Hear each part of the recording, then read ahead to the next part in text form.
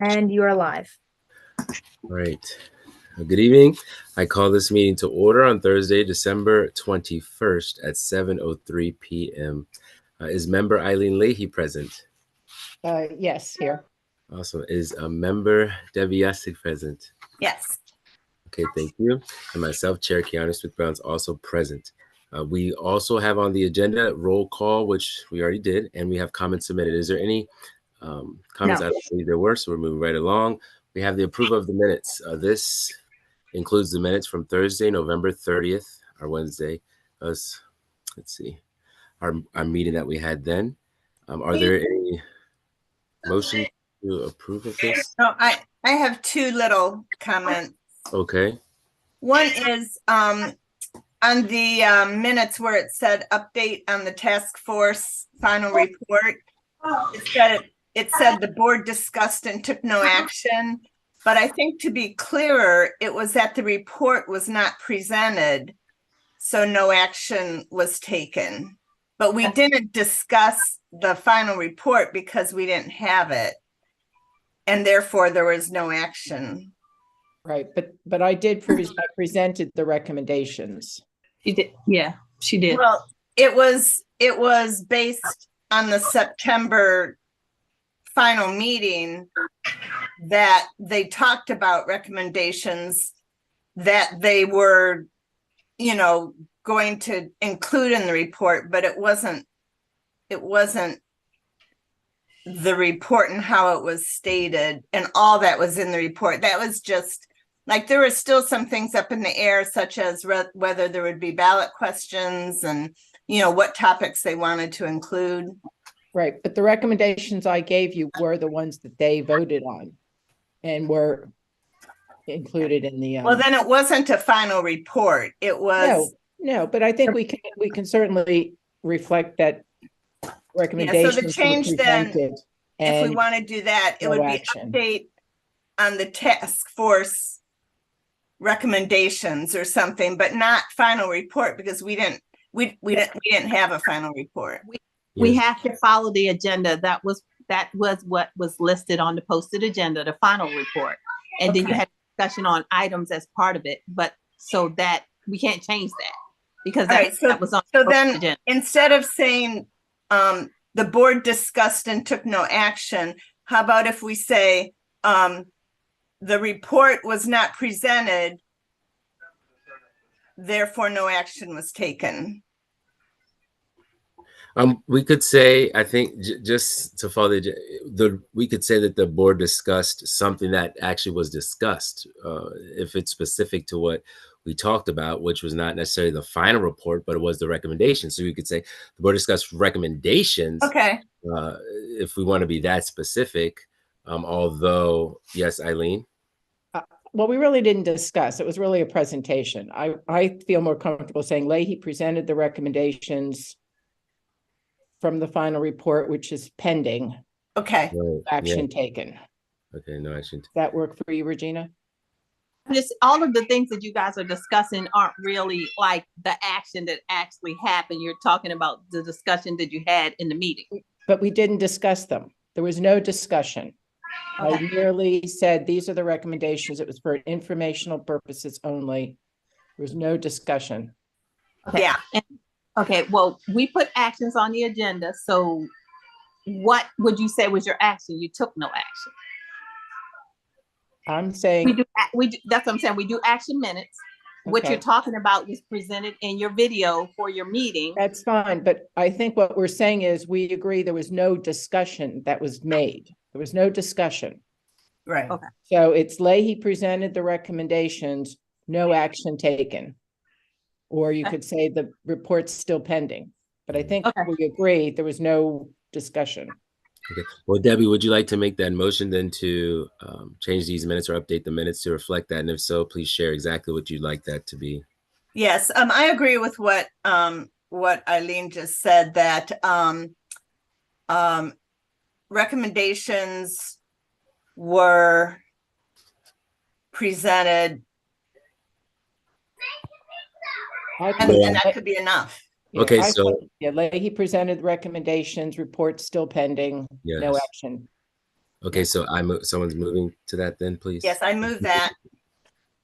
Okay, so the motion is that we are going to update the minutes to reflect that Leahy presented the recommendations with final report pending, no action taken. Is there a second to that motion? Second, or unless I presented You it. made the motion. Eileen, do you have a second? Yeah, second. Okay, all in favor? I do support Aye. that. But Yeah. thank you, madam, for updating that. And the second, there was a second one. Okay, yes. The last sentence regarding campaign finance reports, I think it should just say gifts instead of give in that last line about reporting. Instead of reporting give, should be reporting gifts. Okay. So you're going to move Where is that again? It's The on last line of the minutes. Oh, Right. Yeah, the last part of the focus priorities leading. So right before adjournment. So you're going to move then that we just update the word give to gifts. Exactly. Okay. That's so it. Well, you got to make that motion. Okay. I motion that in the November minutes, just a spelling error, just a word error be changed from give to gifts All right. in is the there- last okay. line Second. before adjournment. Okay, thanks. All in favor? I heard the second. Aye. Aye. Okay. Aye. All right. Thank you, Debbie. I have Eileen, please. I have a comment. Under focus priorities leading up to the 2025 election, Sure. we had a lot going on, but it says, Member Leahy moved to shorten the time deadlines for election year amended reports. Late penalties should stay the same. What we actually were talking about was that late penalties will now be added for amended reports. And I'm not sure that's reflected there. And that what we want to do is we're not changing the fees, we're not changing the amount of the penalties, but we are now saying that amended reports, if they are not filed in their timely manner, then they will also start to incur. So,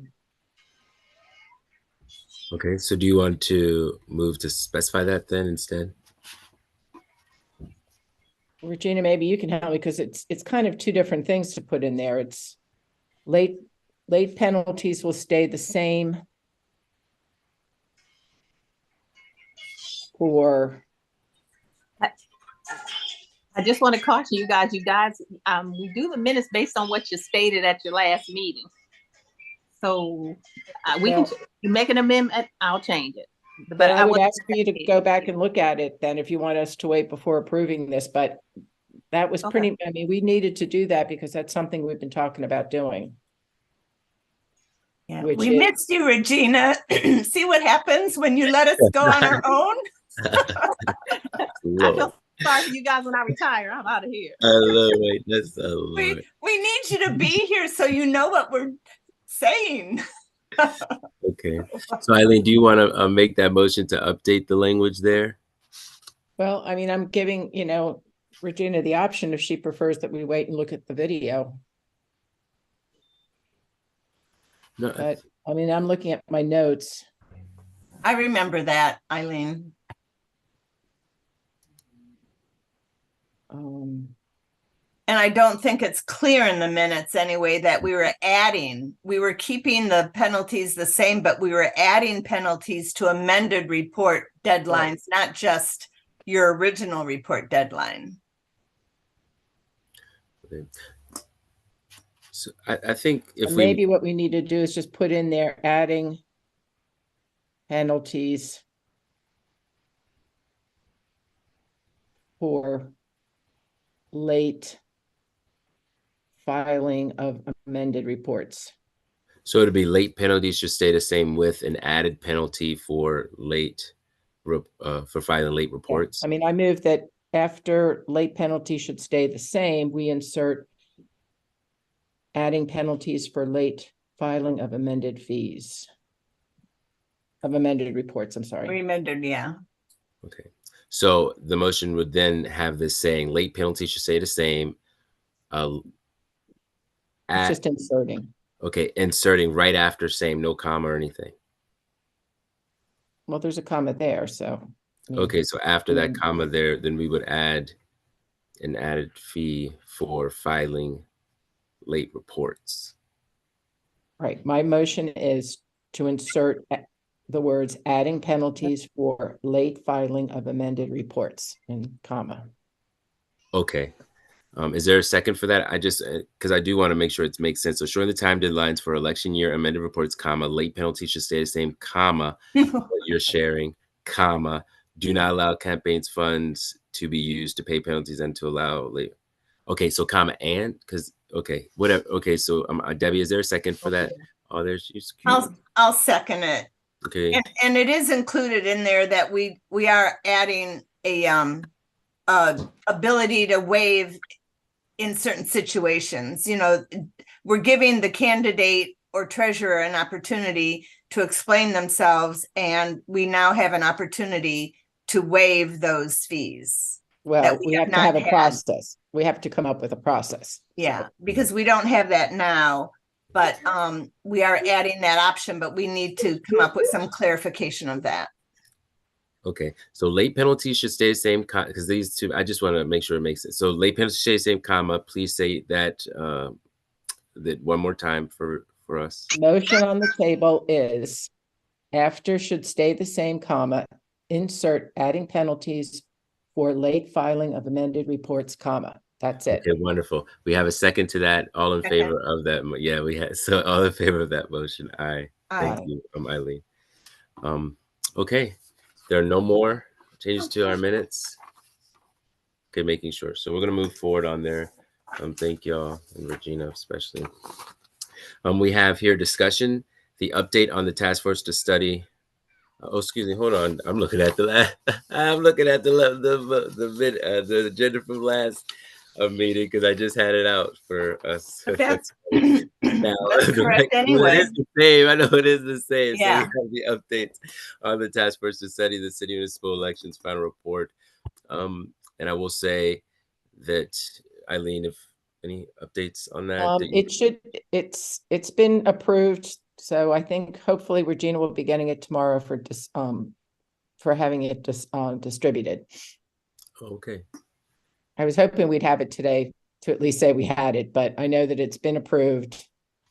And there's a notation to send it on to Regina. Who was it approved by? The other members? The membership approved it of the task force? Yeah. Okay. Okay, Debbie, we got it. So no, we don't have it. No, it's coming. No question. Well, you have Christmas reading now. Yes. Well, you won't get it until after the new year. I'm on vacation. Okay, Debbie. Do you want them to send? Do you want them to send it directly? No, I'll send it when I come back. There's nobody at work. Everybody's out. Right. Christmas, so I don't think they're going to miss anything if they get it on the second. Okay. All right. Now the question I will ask, just for now, it would not be allowed for the task force member, leader, chair, if you will, to send that to anyone. It would have to be a city employee sending that to someone. Since you mentioned that they're supposed to submit the report to the council and you guys. And so would they be allowed to send it still to the members? That would be sending it to me, and I disperse it to both. Okay, so they wouldn't be allowed to send it to anyone. You would have to send it to everyone. Well, officially, yeah, that's how it should be done. Okay. Then nobody can say they didn't get it if I send it. Right. Okay, just wanted to make sure, just because that question could be, come up or be asked. But thank you then. So that's the update. We're going to move forward. We'll just look out for that. And then New Year, that we start off strong. Okay. I've been waiting so long. Okay. Just an FYI, that report will be added to the next city council meeting agenda. So that's when they will officially receive it, because we'll put it on the agenda. So everybody will get it at the same time. Wonderful. What date will that be? Do you know, Regina? January 8th. Will they be discussing it, or are we going to have a work session? No, it's going to go to the city council, and it's up to them, when we schedule a work session. We actually had work sessions scheduled through March so far. Okay. Okay, so January 8th is when, not the second. You'll send it to everyone first, and then it'll be presented at the city council meeting. So it won't be the city. Okay, great. So yeah, we Yeah. will. Yeah. Second. Debbie will look out for that then in the new year. Okay, and thank you, Eileen. Again, we've made it. So we have. You have another question you were ready to ask, Debbie? I was just wondering if we should do anything for that January 8th city council meeting. Well, we That's haven't- too early, right? Because everybody's just getting it. Right. Okay. Okay. So we also have amended campaign fund reports. Don't believe we have any. Well, Fred It's- Payone's is up to date, is compliant now. Okay. We're still out waiting on Ross Arnett, Eleanor Tierney. I did speak with her treasurer. We're also waiting on Brooks for Annapolis and Friends of Gavin Buckley. But I think they still have a couple of more days left. Yes, I think they have until the 27th. Mm-hmm. Okay. So next we'll have on the agenda, thank you. Next we'll have on the agenda the focus priorities leading up to the 2025 election, focus priorities following the task force's report recommendations in the 2025 elections. Now, a question that had arise was whether we would talk about that list now that we are awaiting the task force recommendations. And so, that's a question for all of us, though it is probably best for us to, if we do want to talk about the issues or the questions that we have in preparation that wouldn't necessarily be impacted by the task force's recommendations, or that wouldn't dramatically be impacted by them, or we can just wait for those recommendations and then make our call at our next meeting. Though, if you look at that list from last week, we did get through a hefty bit. At least it seemed like we got through a nice, good amount of that. And we didn't really have too much more that we were waiting for. I do have it here with checks and things like that. So the last part, I think we left off, we did talk about, we were kind of finishing the first page through the ballot questions that we may have been around there. And after with the ballot code. But Eileen, maybe your notes will share if there's any pieces that we left out, or if we want to. Well, we covered,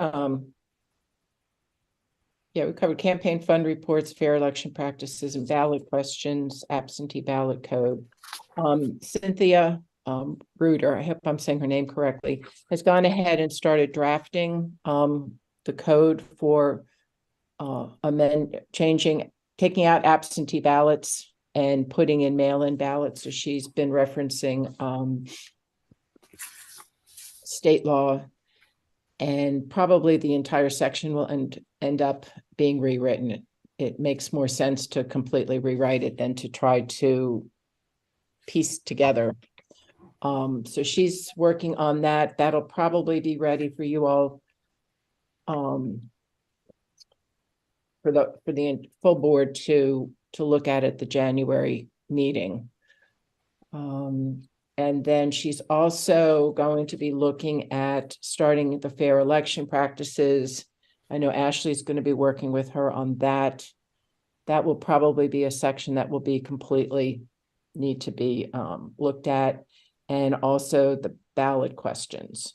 So I think the priority is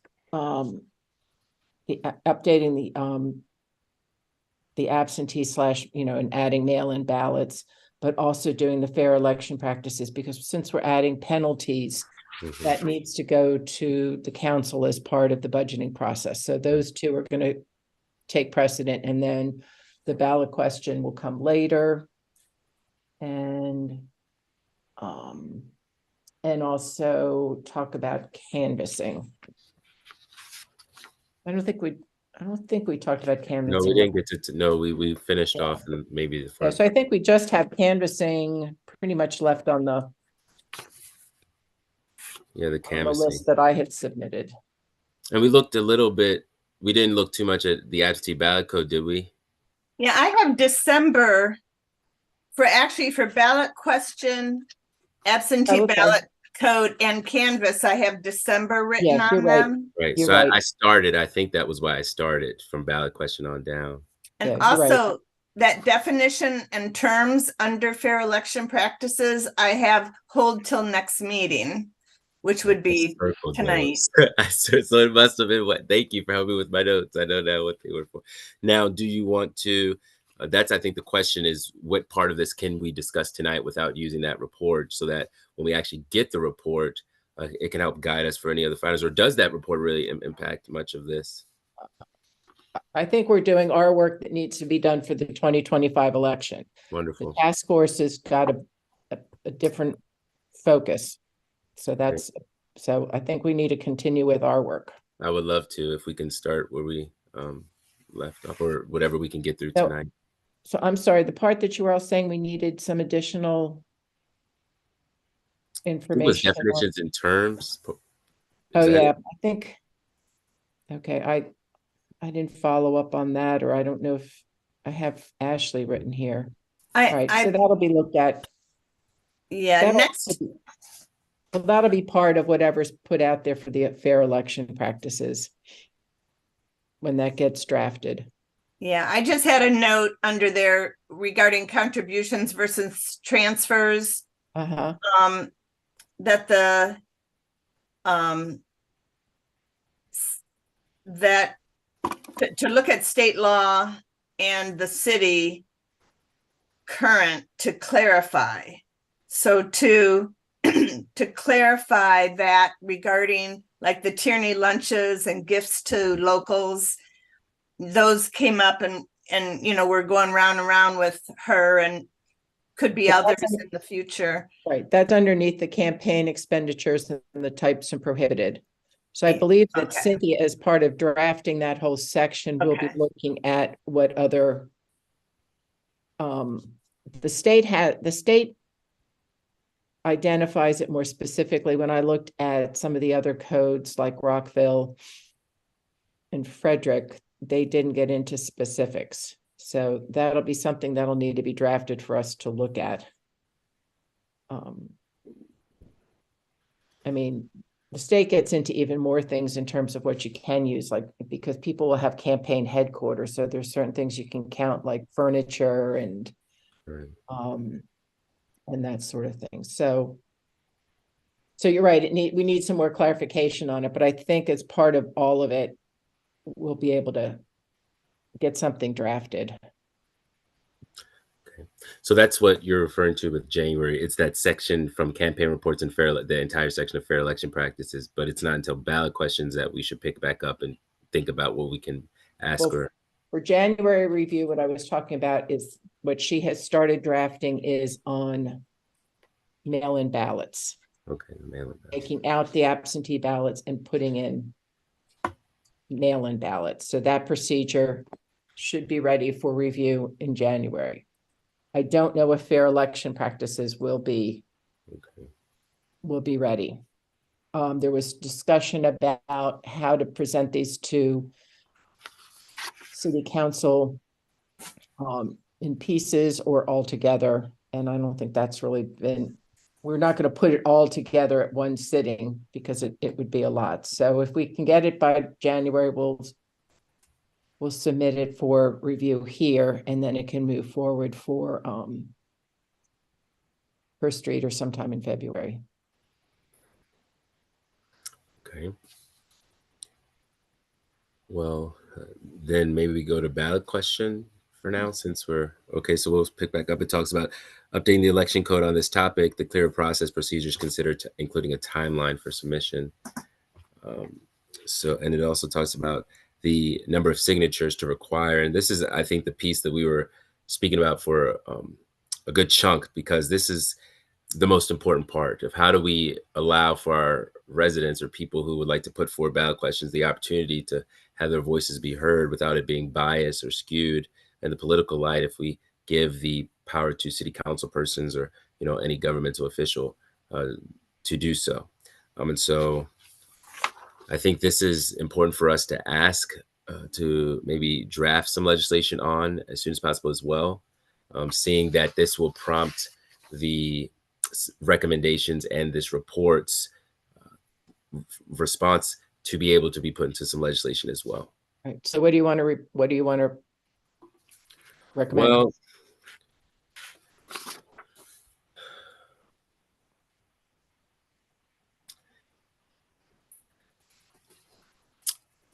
so for me, I'll start from the bottom because the binding or non-binding, I know that was a huge conversation piece. Now, I think that for me, I believe it should be binding. I do. I believe that if the people say it, and it's the majority, then we should abide by that, as we do with our elections. This is an opportunity for people to vote, as we do at the state level. It's usually it is binding for the most part. I know for some of the legislation that was put forward, such as I won't even mention it because then people may question, but y'all know. But we have. I believe it should be binding. So maybe you all have different thoughts on that. I know it kind of seemed as if you may have a thought, but if we can start there, I think it'd be a good place because that really leads to the next pieces. So how do you all feel about If that? I like it binding, if I don't, non-binding. No. Yeah. I think it's normally assumed by the general voter that if a ballot question is before them, that the people will speak, and it will be fulfilled or not fulfilled based on the voter. So I think voters think it's binding. Generally. But that can be included in the question or in the piece where they definition. would ask. Yeah, what do we mean? Yeah. I'm hesitant to make it binding because we have such a low turnover rate. So you can conceivably have a very limited number of people voting for it. And so while I think it would be ideal for us to have a high turnout, which would represent a large portion of registered voters, that's not the reality right now. So I'm not in favor of binding when you're giving it to 9,000 people to make a decision that affects almost 40,000 people.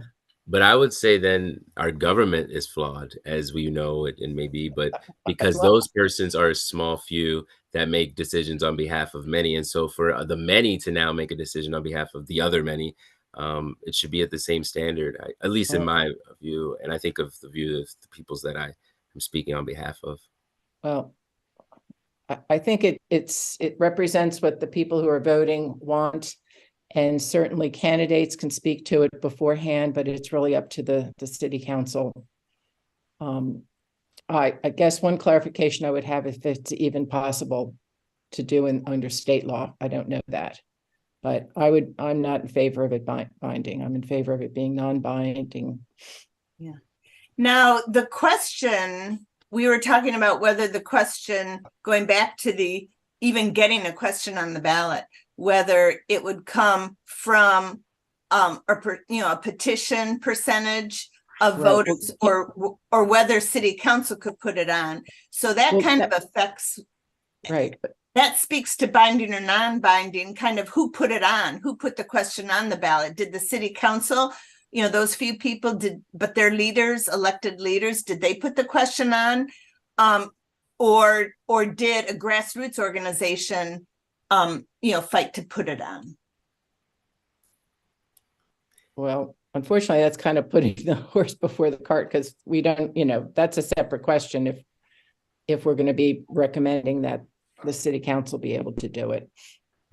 Well, okay, so in regards to binding, not binding, just to kind of get us there, I would say, although I agree, I do agree with the idea that, non-binding creates this kind of overseeing body that says, okay, maybe it's not too extreme. And it also allows for the voiceless that don't usually participate in the political process due to the disenfranchisement anyway. So how do we get those persons to vote? That's where the work of the Board of Elections come in. That's when the work of, these grassroots organizing persons come in. That's when the work of the city government comes in, promoting it and sharing and pushing out, hey, your voice matters. You need a vote on this ballot question. And that's how things work in electoral processes. And so for us to take that power away from the people on a ballot question, but we don't take that power away from the people when it comes to an elected official who is, let's say, not in the ideologies of the majority of those people voting, outside of the people voting, that is. How do we do that there, but we won't do it with a ballot question? And so that's why I feel that it has to be same all around. And it makes the most sense to do so. Though, will that even get this passed? Will the city council of today say that, no, I don't think it should be binding? Well, that's a question. And I think it would be concerning for them to say that, because in no instance should we take the power away from the people who have the access. Because, it's the city of Annapolis. We're not taking power. We're not taking power away. We haven't given them the power yet, so they don't have it to be taken away.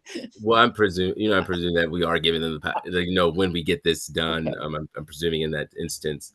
But I think we're limiting. Then let me say, we're limiting their involvement in power in that way when they go and vote, and they're thinking, okay, I want to share this message out there. Yeah, we're going to turn out the vote and vote for this ballot question, and then they turn around and the ballot question not even going to be implemented unless I think Debbie has a really good point that it's easy to feel that if you like what the result is, you want it to be binding, and if you don't like it, it's going to be non-binding. So if someone were to put forth a resolution, that was considered discriminatory, but they had it to get on there, are you comfortable with that being binding? Well, that would be against law. That would be against state law. It would be against county law. It would be. Yeah, we don't know that. You can have it depending on what it is. Let's not say discriminatory. Suppose there was something that from the general public was considered in a negative manner. Let's say banning a book. Right. And there was a group that got enough to ban that book. Now, granted, we don't have education, but again, I'm just trying to use it as an example. No, this is real. I'm wearing the shirt today. Come on, that's perfect. Well, but I can't read it, but it's NEA. I think you have to look at it from the perspective that when you say binding, you're allowing, you're opening up the potential gates.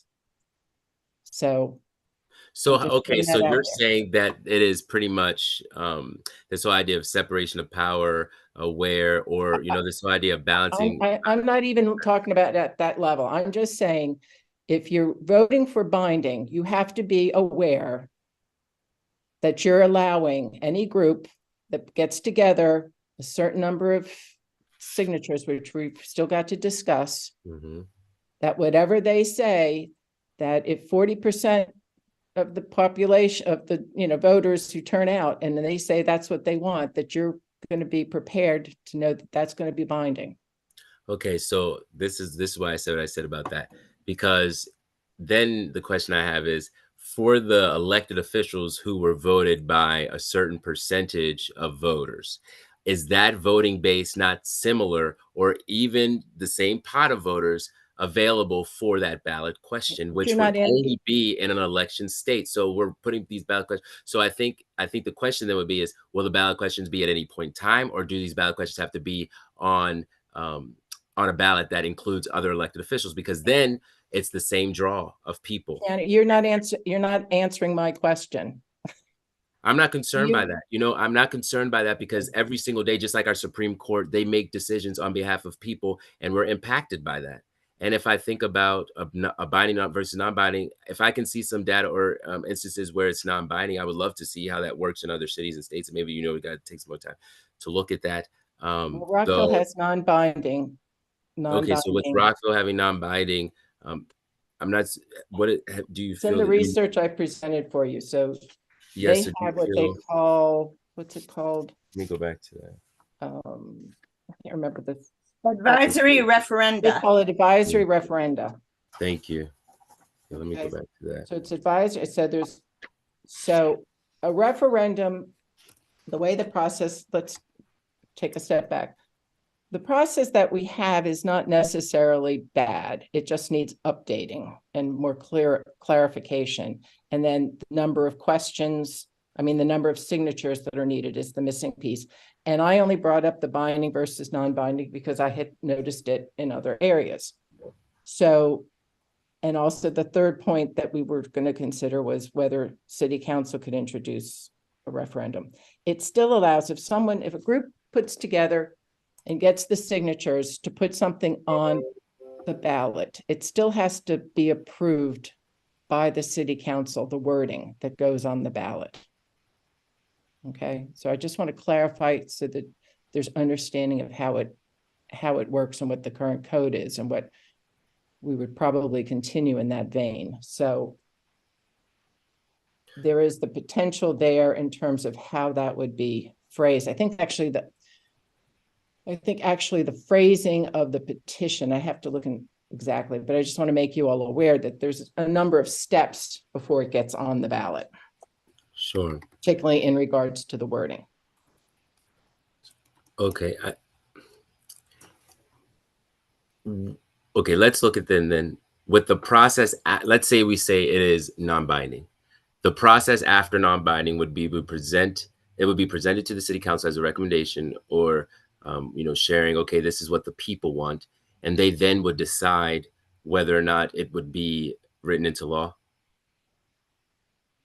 Well, how it would be written into law, and to the point of the voters voting for the candidate and the issue. I mean, that could go either way, but I mean, I do know from working at the state legislature that they pass unconstitutional things, that the majority in their desire for something make mistakes, and repeatedly our elected leaders who are elected by people, they make up laws that they pass.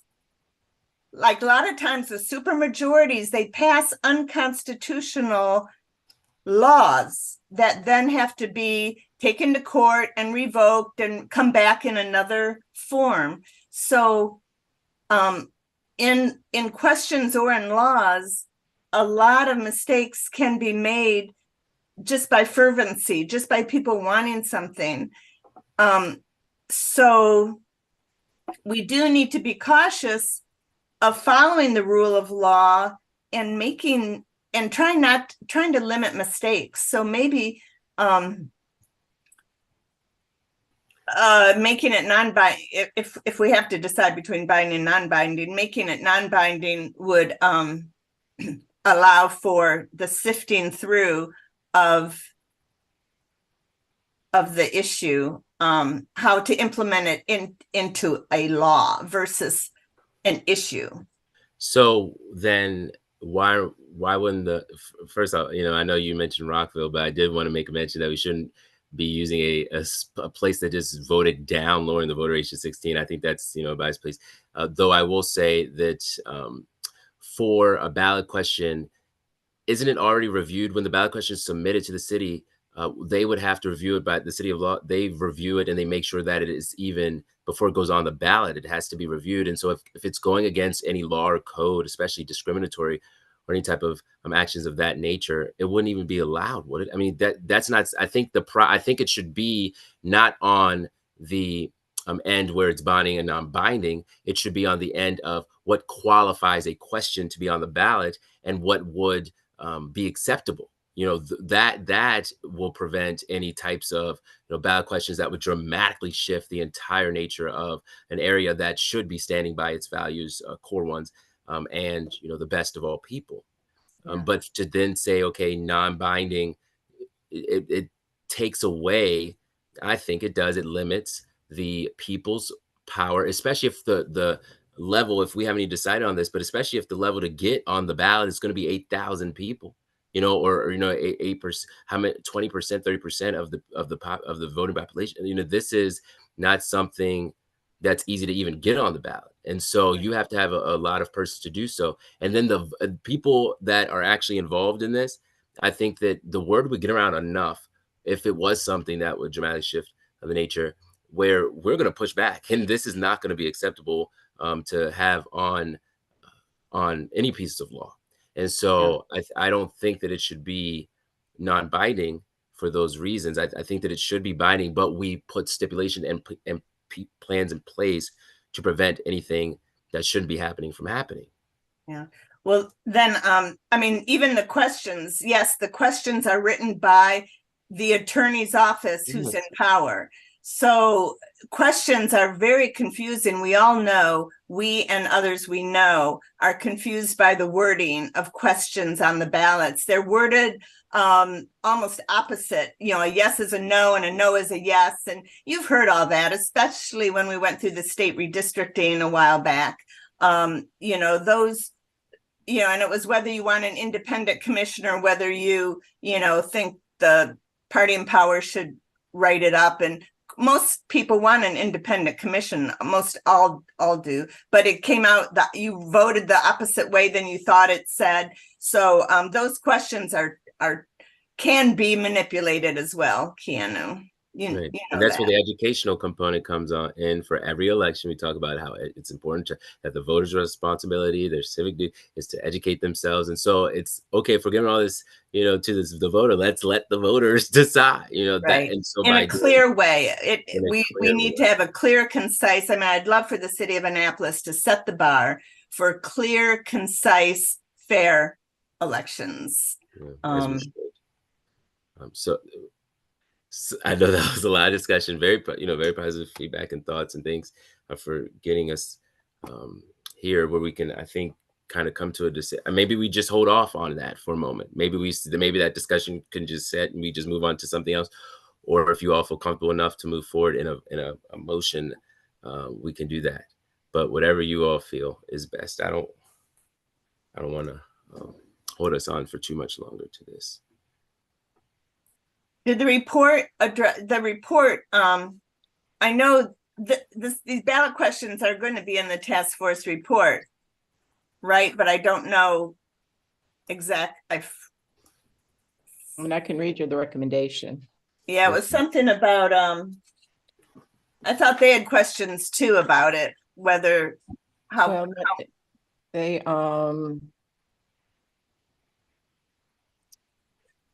let's see. I'm looking for it.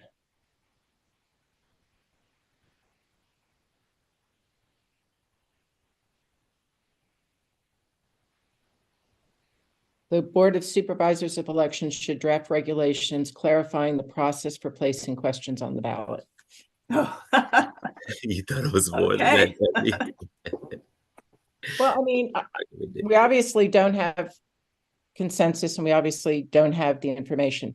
Certainly, either one of you are welcome to meet with Cynthia Reuter or to do some additional research in the area. I've presented you with the research that I have. I also encourage you to become familiar with the current code. If you make sure you understand it. And so I make a motion that we defer this for right now. Thank you. Is there a second to that? Second. Okay, all in favor. Thank you, Eileen. I do support that. I take it everyone else does support that as well. So we are going to move from that. Let's go on to, well, I think maybe some of the light ones is a special election could be held just for a ballot question. I'm not sure what you all's view is on that. I know that it is lots of I thought we were going to defer ballot question. Oh, the entire. Okay, we're just going to do the whole. I say, okay, yeah, sure, let's go. Okay, that's fine. I wasn't certain for just that piece. Thank you for clarifying. So then absentee ballot code, we can move to there. We already did. Oh, that's right. You'll have that you'll have that in January. You'll have code. Okay, great. So Canvas, we can end off at Canvas. I know this is something, Eileen, that you experienced and had much. Well, the Canvas, the questions regard opening of ballots. So currently in the city, the board shall not open or unfold any provisional absentee ballot at any time prior to the closing of the polls. So that basically has included mail-in ballots. So the question becomes, can we open those mail-in ballots? Do you want to start opening mail-in ballots before Election Day? I believe at the state level, it's allowable, but it's left up to the county. So Anne Arundel County has not been doing that. They've been waiting until after. You said election day. Are you talking about closing of the polls? The closing of the polls, yeah. Okay, good, yeah, okay. So what that has done as we've moved towards mail-in ballots is that there's a larger number of ballots that get counted after election day in the canvas. So that's where, people were kind of surprised in the last election that, especially for a couple of close races, you don't know until the following week when the canvas opens. So it's one of the consequences of mail-in balloting. Now, Eileen, I know it makes it easier to be able to count these sooner rather than after. Is that correct? I know that you've talked a little bit about it doesn't make that. it easier. It just makes the numbers start showing up sooner. So that is easier, because if it's easier, I can see, but if it's more so just for the number tally, then that's not really it's for the number tally, so that, at the end of when the polls close, the machines can tell you who voted for who. And those get posted at the different sites. So what happens is everybody runs around and puts them together. And so there's unofficial results.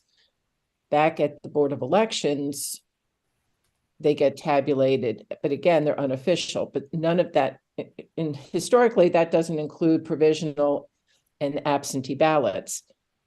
Now that we're changing absentee ballot to mail-in ballots, it would essentially be the same. It's just that you don't know, it just delays the numbers a little bit more. So it's just That's a right. question If that it has didn't- come up is if you allow them to be processed before election day, the counts kept confidential within the Board of Elections, but it does speed the process because you could add those numbers to what, let's say you had 1,000 ballots that were counted before the close of the polls. You could add that to them that night, so there would be a clear idea of the numbers, but it still would be unofficial until the following week. Yeah, yeah, Debbie, I was just going to talk about. I was going to say that.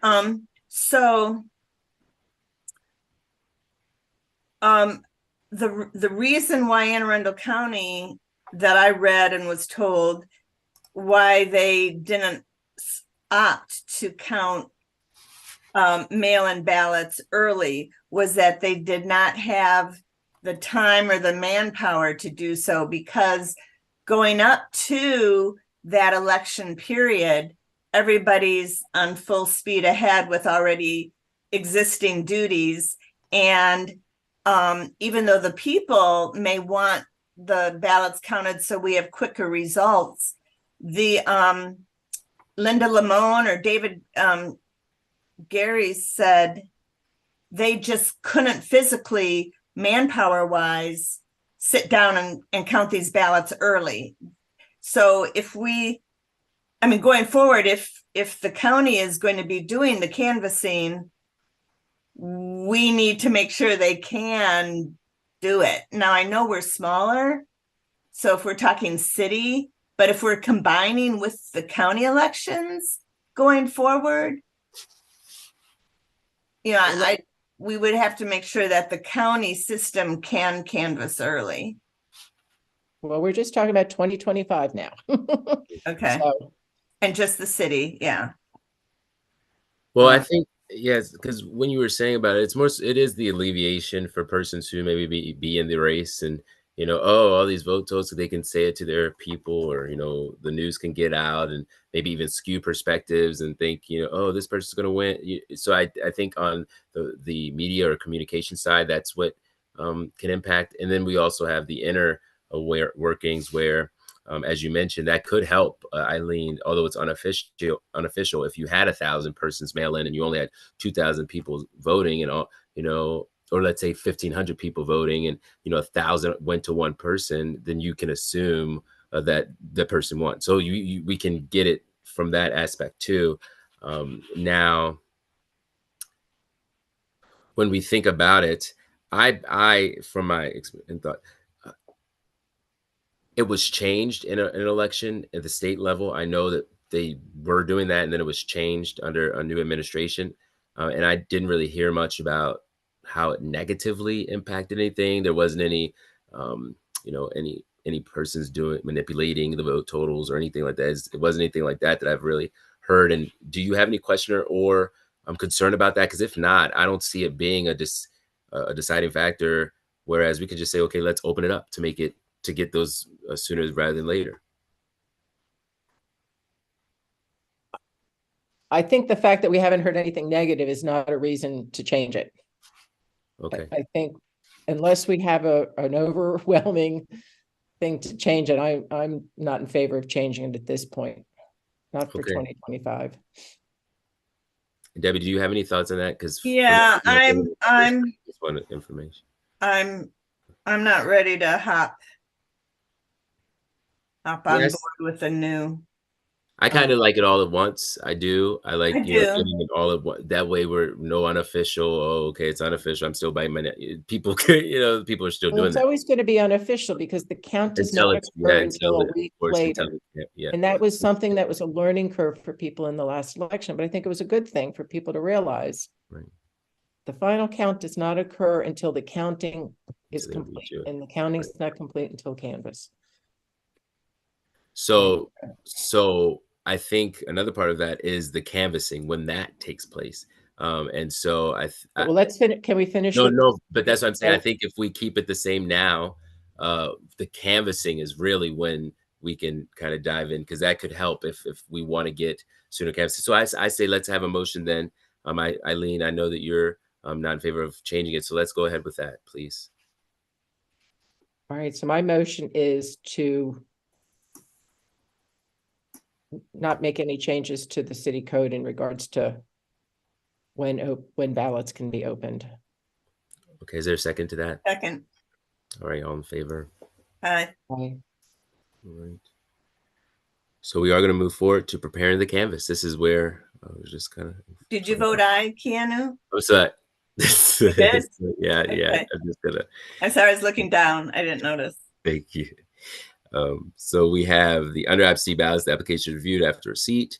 If rejected, the applicant shall be notified with reason for rejection. Okay. So now this part is something that is in other codes. We don't currently delineate it in our code.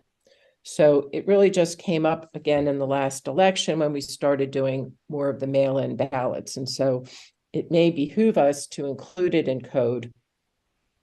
And that's the process of called curing, which is what this is referring to. So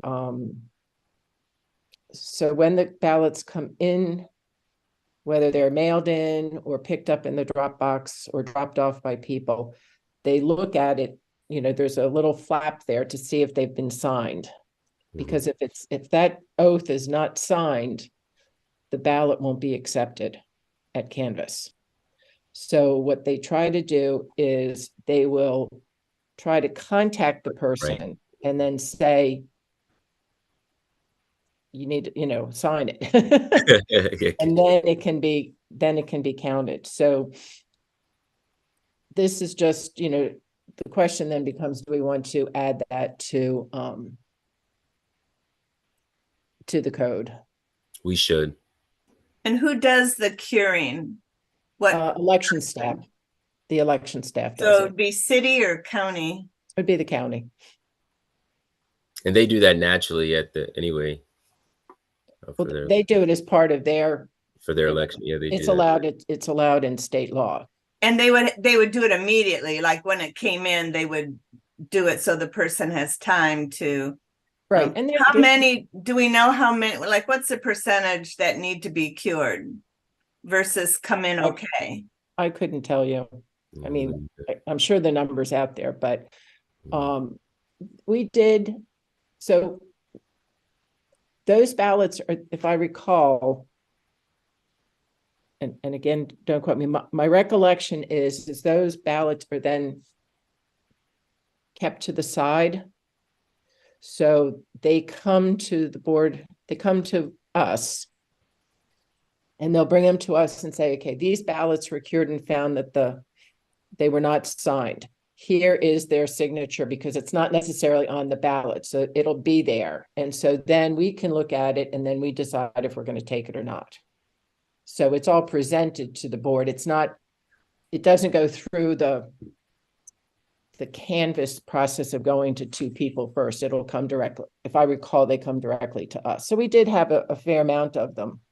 You know, what happens sometimes is, I always laugh when I first heard this, but it's true. You'll get a lot of husbands and wives put it in one envelope. Mhm. And it still happens. Or what happened last time, you'll have, you know, the husband put his in the wife's envelope, or so that doesn't actually address the curing, but there's a way of double checking it. So I guess the question really is, do we want to include the process of curing in the code? We could not include it and still it could still Do it. occur. Yeah, I was right, because it says we did. So When did curing start? Because I remember, being told, we were taught and told and tell people, make sure you sign it, make sure you dot all your I's and cross all your T's, make sure you do this, that, and the other, or it won't be accepted. I mean, it used to be where you were responsible for doing it completely to begin with, and you never got a second chance. I think you probably did get a second chance, but you probably signed it, so you didn't know that it existed. So curing has always kind of occurred? I think it probably has, but it's become, the whole process of mail-in ballots has changed it, because you may have beforehand had 10 and maybe now you have 100. And so it's become something that's a little bit more noticeable and occurring more frequently. And so people want to make sure that it's openly being done and that there's a process, there's an identified process to it. So it's not just informal. So I found that the Maryland enacted mail-in ballot pre-processing and curing law on April 24th. Governor Moore signed this House Bill 535 and Senate Bill 379. And it created a curing process for mail-in ballots and requiring election officials to pre-process mail-in ballots before election day. Right. So if the state is doing it, I don't see why we can't either resemble or even research and put this in our own code, especially as we're looking to updating our code over time, especially election of reform. Right. So the question is, do we want to put it in our code? I don't see it being of harm. I think it actually provides. It's just a yes or no question. Okay, Eileen, I'm always okay. Yeah. Yes, we should put it in the code. All right. So the motion I'll make a motion that in drafting changes to the canvas section of the code, that we include a process for curing of ballots. All right. Second. I second. Well, that's fine. All right. Thanks, Debbie. Yeah. All in favor of that? Aye. Okay. And Thank you. Yes.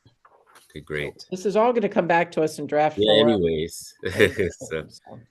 But this is some major moves here. So I'm just honored to be a part. And then we have the timeline was after that. And I'm glad this is on here, especially in regards to this email that we received today from David. I'm sure you all saw. He was asking us about the election calendar, which we already looked at the draft. I do have the draft here, and I know that we approved it. Yeah, that's what it says. I know I have the draft here, which was pretty much the same as the final. So I'm not. Maybe Regina, you're able to. I know usually you've been in contact with him. So will you respond to him? Because his questions were. Moving on to something different. Can we stay? No, just So I know it's about the timeline. So Annapolis, next day business following the elections, the state, county, 10 a.m. the Thursday after election day for recommendation. I'm also talking about the boards meeting on the second Wednesday after the election. All local boards will meet to start counting provisional ballots. Right. So I don't think we need to. Gene, I don't think there's any changes that are needed. I don't think we need it. Okay. All right, so then it's so the process And I have to go back and look at it. This is mostly just for informational in terms of the process. Current code identifies reasons for rejecting a ballot, including if a voter votes more than once. So there are some additional things that I think the state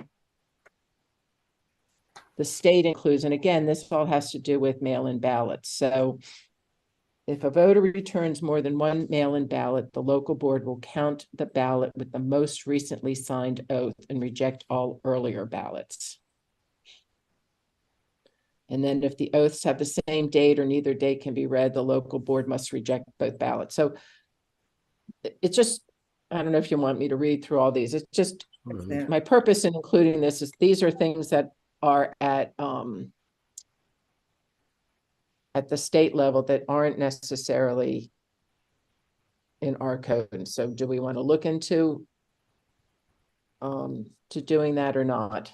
Well, if we tell them that their ballot wasn't signed, is there a similar process for if they send in more than one ballot? Where what if they did send? Because how do we know which one was we there? follow. I mean, in the last election, we followed what we did before. Again, we don't have to really get to this level if you don't want to. I mean, we don't necessarily have to fix what's not broken. Right. Okay. Yeah. Regina has something. Oh no, I don't think she okay. does anything. No, she doesn't. But okay, so I think maybe for now, at least for that piece, right, let me look into. Do we even need to do this? Yeah, let's confirm. Okay. Well, if a voter votes more than once, they get prosecuted, right? Stop. No. No, I mean, if they send in multiple ballots or provisionals or it's on a case-by-case basis. Yeah. I did have a question for you, Regina. Is there a Canvas challenge form that we have, or do we just use the county's? We use the county's document. Okay. All right. That's what I thought. Mm-hmm. And we didn't even include that challenge process on this. I mean, maybe that's for the future. With you saying challenge process, I know when we talked about the funding aspect and how, what margin a voter, I know we talked about that a while back. And since you mentioned it, I'm not certain if that's going to be a part of the conversation at any point in time. But just when, I don't know what do you? I've ready to say. So when elections are close, like within a certain amount of vote, or when that's a recount. Yes, I'm saying it reminded me of that. Where we had that conversation. So I was going to ask, is that going to be ever a part of the conversation here, since we are talking about requests and asks? I mean, it can be. Yeah, I think it should be, especially since it was brought forth. So if we can add that, maybe challenge is what sparked that. Sparked that, by the way. At least this was a challenge. So I'm glad that came to mind. So let's make sure, please, if we can have that to our next meeting. And then. Well, who's going to do it? No, yeah, I think, yeah, that's I mean, it seems to be an interest of yours, Keanu. Can you do it? Yeah, so if that only requires looking or finding some research about it, I don't see that's not difficult, to find some research about how please, I want to make sure find some research about how people can request the recount, and if it's ever favorable for the persons requesting it, whereas they don't have to pay, or if there's any, fee reduction or what have you, since they have to pay. Well, they don't have to pay. Their campaign pays for it, and they get to decide what level it's going to be. So, right, kind of them, but I see what you're saying. Right, but okay, so yeah, I'll look into that, and any other things too, Debbie, that comes to our mind. Let's make sure if there's anything pertinent to this 2025 election, let's get it up in here so that we can hand the city. Yes, madam. Yeah. Mute. Well, right. You're on mute. It's always one time. I'm sorry. I just wanted to let you guys know that we received an email from David today. Yes, that's what I talked about earlier. But we were kind of going off topic there. Yeah, so you guys need to figure out all these things like very expeditiously, because the county is requesting our calendar, and some of these things need to be stated in our calendar. So can we have a copy, Keanu? And I need I don't have, is there a calendar that we have? I sent you the calendar after what? It was requested like 2 meetings ago. Okay, Right, and we approved it. Okay, Yeah, let we me, approved it. Yeah, but Oh, yeah. I'm thinking with some of these changes, it may need an amendment, Um, especially in the section where it talks about the penalties. right. Well, we can't amend it until we Until find the out city if coun- it's yeah. going to be accepted by the Exactly. city council. So I think Exactly. it would be helpful if we let David know the areas that are being considered for change. Exactly. Okay. So I'm going to take tonight's meeting notes, and then I'm going to put us some possible pending items, and I'm going to put them in a list and send them to David. But we're gonna so I'm going to have to send it to you guys blind copy. Okay. Thank you, Virginia. Absolutely. Debbie? Yeah, I do have a question about the calendar. So I know the county has requested our calendar so they can move on their end doing what they need to do. So our redistricting, our city council did finally accept the redistricting changes, right, Regina? Yes, but it hasn't been adopted by the council because they're still in the process of creating the meets and bounds descriptions for the wards. Will that, and is that 2029? It'll be 2029 or 2025? The redistricting. It's 2025. They really need to get on it because David has asked for that in the past. Exactly. So my question is regarding the impact of our city redistricting changes. And we work off of the county, our elections we work off of the county registration list, and we get our list from the county. So when are the county lists updated? Sure. And when will the county registration list show our city redistricting changes? I would think since I really don't know. I could ask, but I would think that all of that stuff would be put into its official form prior to our election office opening in July of 2024. Okay. Because it's just a question, when do they update the lists? And it is a timing thing because, currently you're in one ward and when does that list hop over to your changes? Because Ward 1, Ward 6, some wards aren't going to be changed, right? Well, everybody will get a notice, just like we recently got. Right. Yeah. Everybody gets a notice letting them know what ward they're going to be. Right. So that's for voting. But I guess I'm thinking too is if as far as candidates running, if you're thinking about running for city office, you kind of need to know what ward you're going to be in. And so a lot of it is dependent upon the city council or what have you, as Eileen was alluding to. When is it going to be implemented? That's because once they get that, then the county can get the information that we need. But we have to wait for that to be. Yeah, I will let you guys know as soon as the legislation is referred back to the city council for second reader. But Sam Bryce is currently working on the meets and bounds descriptions. It's not something that he does by himself. I think they have an outside contractor assisting them to get that done. So all I can do is give you a heads up when it's coming back to the next city council meeting agenda. Who's the sponsor of it? I think the mayor is. Is there a second? I mean, it might be helpful for the mayor's office to realize the impact it has on the potential for the elections. But they still can't do anything until the meets and bounds descriptions have been drawn and proved. Right, but I'm gonna move on. Yeah, it can't go to second reader and third reader. The ordinance can't go until the meets and bounds descriptions are confirmed and approved. Okay, I'm looking at the legislation. Okay. So great. So, okay, thanks for taking that on, Virginia. And so we'll just look out then for the updates on that from the council It's been mentioned multiple times. I know this about the timing, but bureaucracy one day. So we have the process there. Moving forward, we're gonna check with the county. We'll update the county. I know Regina will. We're gonna move forward to observing. Does the city have its own canvas challenge form? I know you already asked that though, Eileen. Right. So we're at reporting, which no change appears Yeah, needed. we're done. Yeah, I was ready to say that we're done. We don't have anything else here except for any additional items for our upcoming meeting, because we definitely want to get that added for January. Oh yes, Matt. Yes. Okay, at your last meeting, the one that I missed, there was a conversation about the planning commission and your meeting time. Did you Yep, guys? that was the next piece. Yep. Yeah, good. Okay.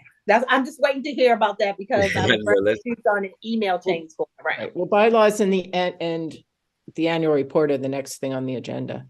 Yep. Right. So we're gonna have the bylaws and annual reports. Regina, I know we did that. Like, we'll make sure. Yeah, that'll be done. And But it'd at be the last presented meeting, as- we asked for it to be presented so we can look at it. Yeah, I was ready to say, but before that's done, I'll make sure that you all have a look before it's done, just like last time, and just email that for you, because I think you're allowed to review it via email. It's just we won't be able to vote or approve. We just move forward Right. after. It would just be, it would be nice to have it ahead of time so we can vote on it, but I think by the break's end or right before, we'll Right. be able to have that. And then because it's due to January 16th, so Yeah, we can- why are we saying the 16th instead of the 15th? The 15th is a holiday. Yep, that's Ah. Martin Luther King and Okay. Martin Jr. Okay, so we got that. All right, so you're saying you want to move this to January? When No, it's due. It says it's due right, at we January meet on the 11th, right? Yeah, we meet on the 11th and it's due on the 16th. So Why are by we that third, meeting so on the- no, why are we- we meeting on the 11th? we're not. It's the 18th that we're meeting. Oh, that's right, the Well, we're 18th. about to get to that, but yeah, the 18th would be. That's fine.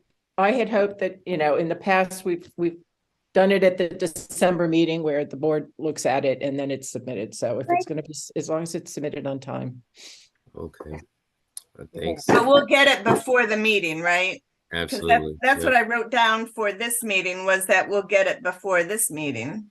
Well, we'll get it before it's due, which is January 16th. Okay. That is on me. So yes, and we also have, and I'll make time to Regina to go over that. But we also have, I'll draft. We also have our scheduling for the 2024 BOSE meetings, which is what Regina was getting at not too long ago. Now, it was a conversation that we were told that we were not allowed, pretty much, or it's not available to have our meetings in person in the city council chambers, seeing that the planning commission had reserved that space. And I was also shared. Oh, yes. Oh, I I'm thought sorry. you Unmuting myself. Oh, okay. I thought you were okay. Make sure. And though the issue lies that we may be forced or, kind of told that we have to change our times if we would like to meet in person. Now, Regina, if you don't mind sharing the background of this, but their meetings usually their meetings are not usually on that day anyways. Okay, typically you guys, since I've been the clerk, have been meeting on the third Thursday of the month. Okay, you guys the board typically met in the council chamber, but during COVID, you guys met virtually. So when people started to request to meet back into the council chamber,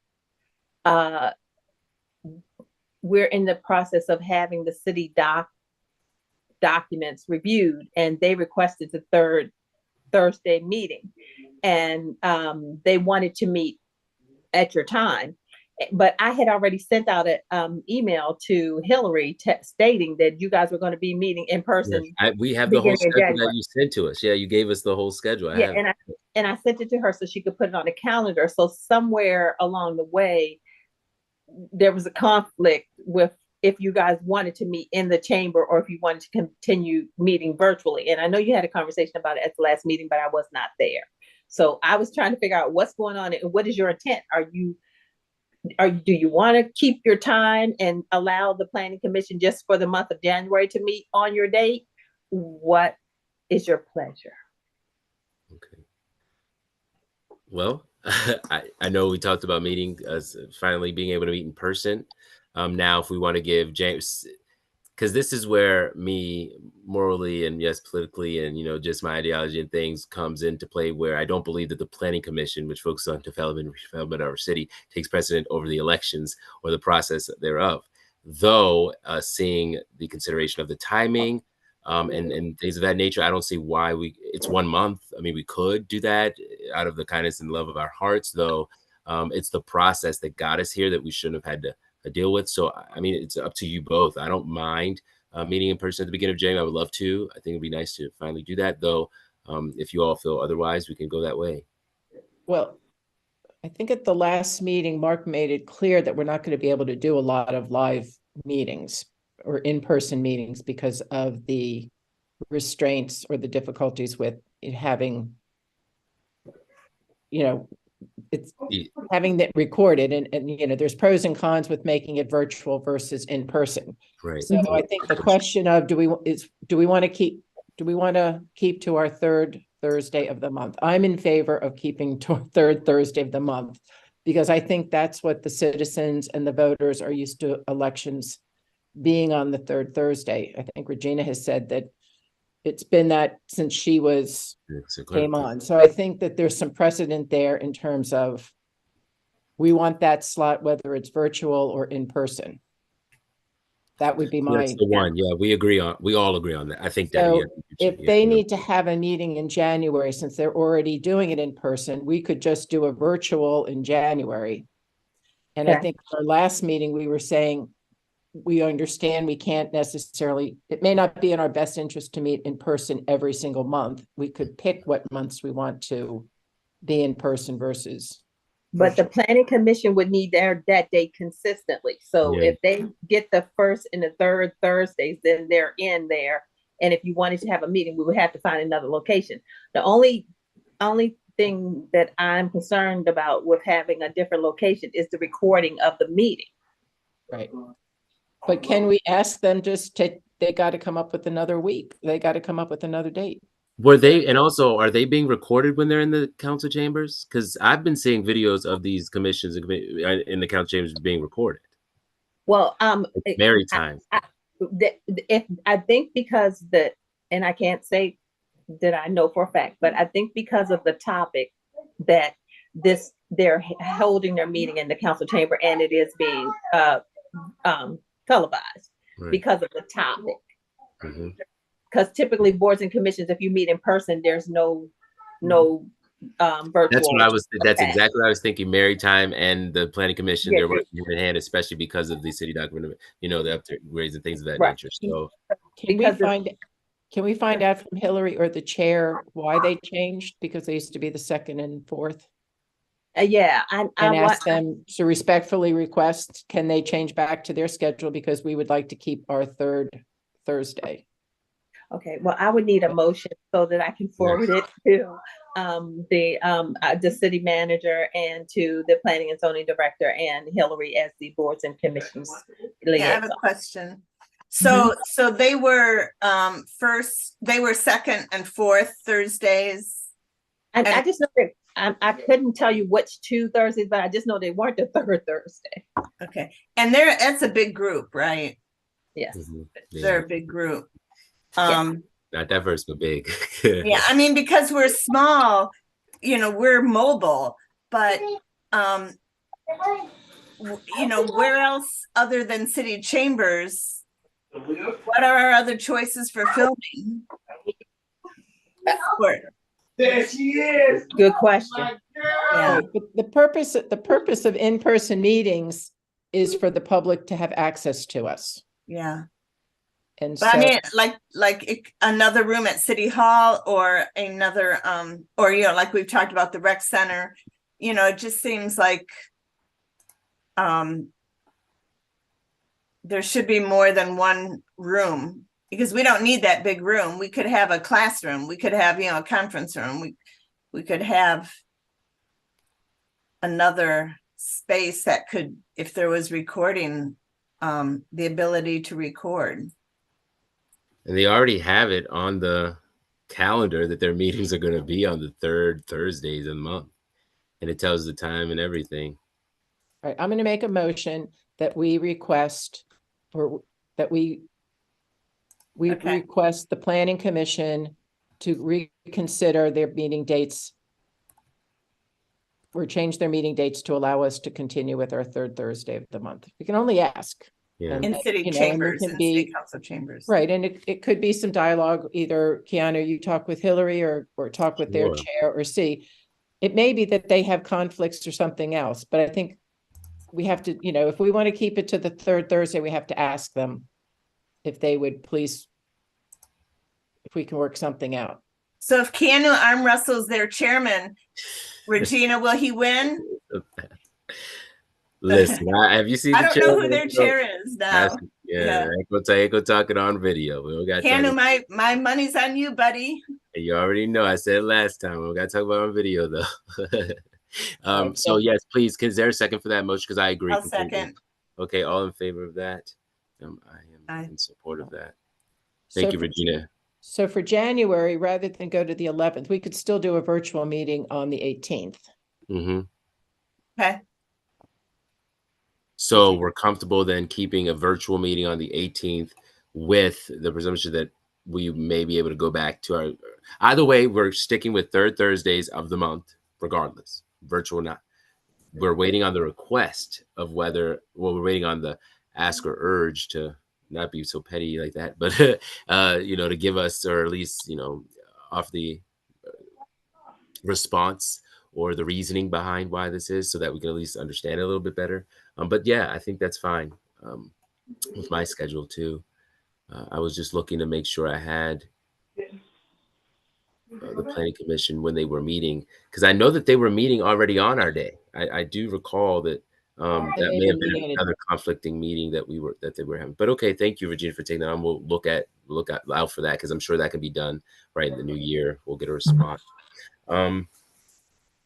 So I don't think we have to move on anything else, because we did discuss it still being on the third Thursdays. And so we don't really have to update that there. Was there any questions or thoughts before we adjourn this meeting, or any final thoughts? I will. So Debbie, please make sure, and Eileen, if there's any other ones for adding to this for the 2025 elections, we can go ahead and do that. I am going to look more into what I shared, and definitely get to you that report to you all.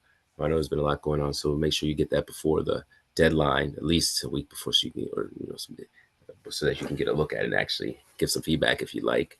Other than that, the time has come. You all, the holidays are here. We made it a whole year together. Wow, you know, blessed again, and you know, blessed holiday and Christmas to everyone if you celebrate Hanukkah, whatever that may be. Yeah. Okay, make a motion to Yes, adjourn it. please, thank you. Same. Okay, make a motion